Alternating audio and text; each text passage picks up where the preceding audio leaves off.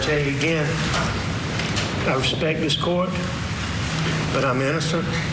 I would never, under any circumstances, hurt my wife, Maggie, and I would never, under any circumstances, hurt my son, Paw. Oh, and it might not have been you. It might have been the monster you become when you take 15, 20, 30, 40, 50, 60 opioid pills. The monster. I mean, who else would do what Alex Murdaugh did? Shoot his son in cold blood, hunt down his wife, murder her son. And the moment she dies, she knows her son has already been murdered. And she knows she's next. Who does that? I mean, I look at Alex Murdaugh's eyes, those deep-set, dark eyes.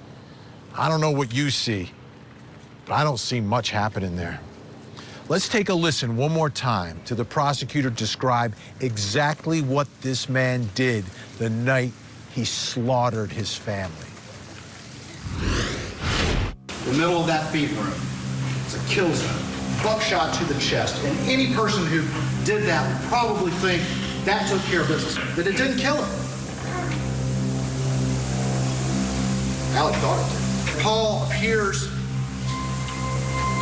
in the feed room doorway. Is Alex putting down that shotgun to pick up the blackout and is startled by Paul? And that's why the angle's like that? Blows his brains out. Maggie sees what happens and she comes running over there, running to her baby. Probably the last thing on her mind, thinking that it was him who had done this, she's running to her baby. She takes those two shots that you heard Dr. Reamer say were parallel, and it crumples her over, and then there's the shot in the back of the head. She was running to her baby. Heard that shot, was running to her baby when she got mowed down by the only person that we have conclusive proof was at that scene just minutes before. So throughout this trial, again, the question has always been, how could a man do that?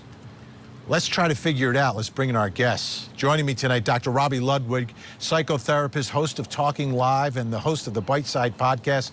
She joins us in New York. Joining us in Bay City, Michigan, Dr. William Maroney, opioid treatment provider, forensic toxicologist, medical director of Recovering Pathways, and author of American Narcan. Thank you both for being here. I want to try to figure out how we get inside the mind of this killer, because the jury told us what happened. Dr. Robbie Ludwig, I look in his eyes. I look in those deep-set, dark eyes, and I don't see a soul. But how does someone get to that place where you could take a shotgun and shoot your son in the chest and then blow his brains out and then hunt down your wife like a wild hog? You know, this was a very desperate man. What we know about men who kill their family, and this is a little unusual because he left one son alive, is they may not be violent before they plan this murder, but their whole life is unraveling in front of them. And very often it's financial.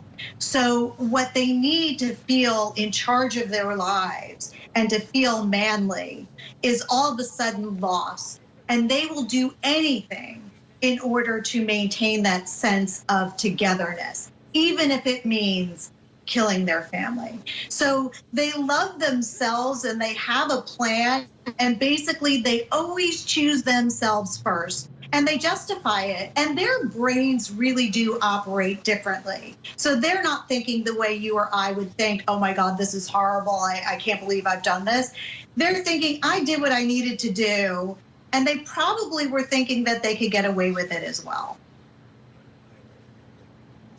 Dr. Maroney, one thing that the judge said today, he sort of attempted to give Alex Murdaugh an opening. He said, maybe it wasn't you, maybe it was the monster.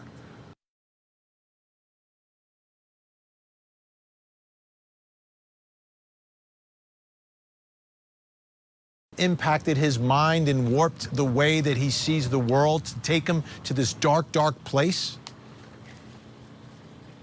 I want to begin by stating the explanations, when I use my experience, in no way forgive or excuse the actions that he's taken. I'm just trying to give you some insight into the power of addiction. And the first thing we know about addiction is that 60 to 70% of the people who are really struggling with substance use disorder have what we call co-occurring mental illness and addiction together. So Dr. Ludwig has really exemplified that there's some kind of mental illness going on here, and that the opioids end up being the steroid. It's mental illness on steroids.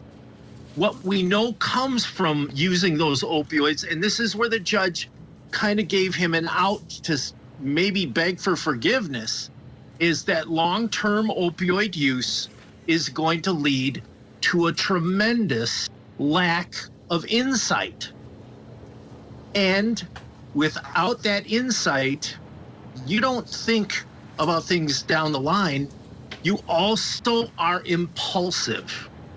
So the monster that opioids have brought out is somebody who has no insight and is impulsive, but that doesn't even count his true mental illness.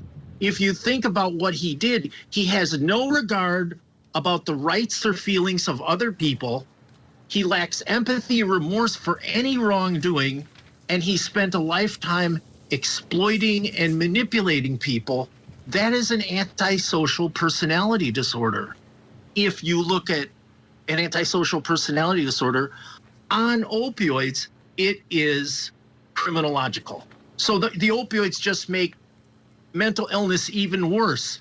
You do not excuse it, though, for what he did. He has to, even worse. Oh, absolutely. This is not excuse time. This is trying to understand how someone could get to that dark, dark place.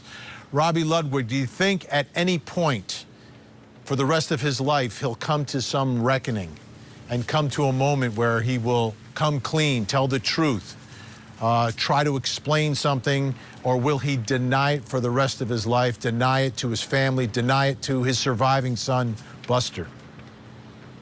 I think he will use the truth as a manipulative tool.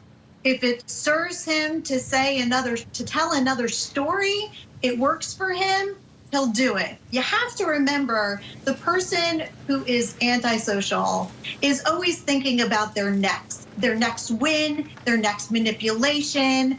They don't feel shame and humiliation. That's why they can be very successful.